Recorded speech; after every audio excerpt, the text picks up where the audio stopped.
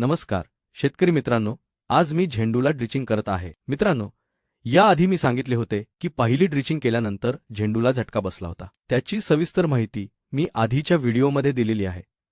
तो व्हिडिओ जरूर बघा, म्हणजे नेमकं कशामुळे झाले होते ते समजेल। त्यानंतर दुसरी ड्रिचिंग करताना मी फोलिओ गोल्ड आणि झेबियन दिले होते। आजच्या ड्रिचिंगसाठी मी रॅडी फार्म, त्यासोबत सेलेओ 001 आणि 144800 ही निवडी वापरली आहे। मित्रांनो, तुम्ही व्हिडिओमध्ये पाहतच आहात की काही झेंडूची झाडे लहान तर काही मोठी दिसत आहेत।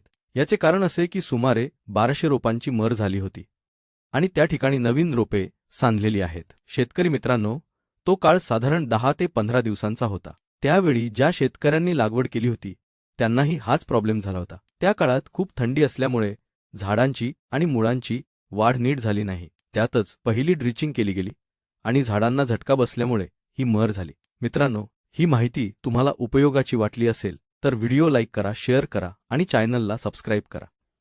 धन्यवाद।